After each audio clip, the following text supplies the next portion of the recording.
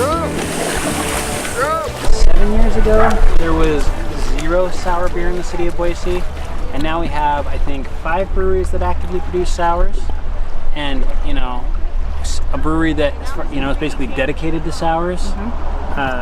What was Mission Accomplished again? Mission Accomplished was a barrel aged in Koenig barrels that we let wild ferment 2013 with plums. We smashed a bunch of plums and shoved them into the barrels, and then I think it was just pale ale that we put in there and let it roll. Just let it roll. Was it good?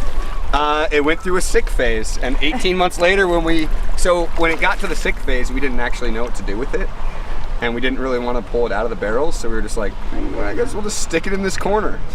So we stuck it in the corner, and then 6 months later we were like, we should probably do something with that beer, like dump it out is what the thought was. And then when we went back over to it and opened it up, we were like, whoa, it's actually drinkable.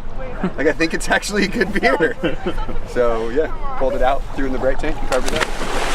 I think that sour beer is kind of interesting for American breweries because, you know, when I think of styles of beer that have become like truly American, there's, I guess, quite a few, but the 2 that I think of the most are American IPA because of the hops that are available to us, and then sour beers because a lot of the sour beer methods that are happening in the United States originated here, right? So like you think of foeders and you think of these neutral barrels that were used to house lambics, and that is totally different than the spirit barrels and the wine barrels that all have a lot of like, you know, spirit character and wine character that are going into these American sours, and we're doing it in a way that's new. I mean, it's you know, we're 10 years old or something like that. In 100 years, beer historians are going to talk about like the great American sour craze. People are asking us for sours. Asking for sours. So, can we try a sour? I'm like, yeah, if you think it'll move. But like, people are actually like asking for them. Yeah. Which I think the funky sour tart movement, maybe it's I don't think it's hit a saturation point in downtown Boise, but if anything, it's starting to expand. And it's the final frontier. I mean, you know, if you were to do a not to put too fine points on it, but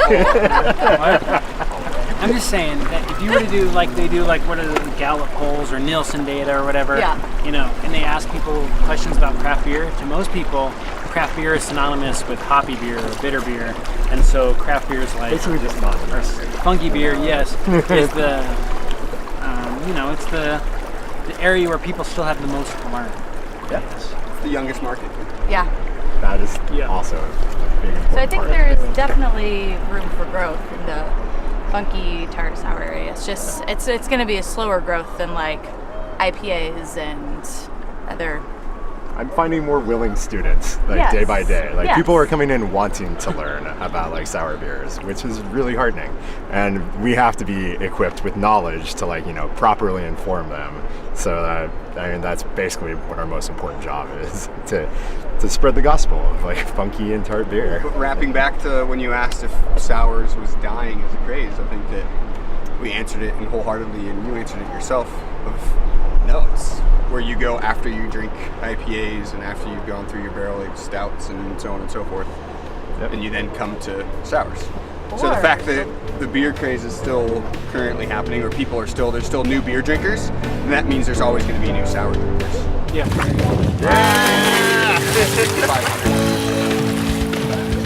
Oh, it's so good.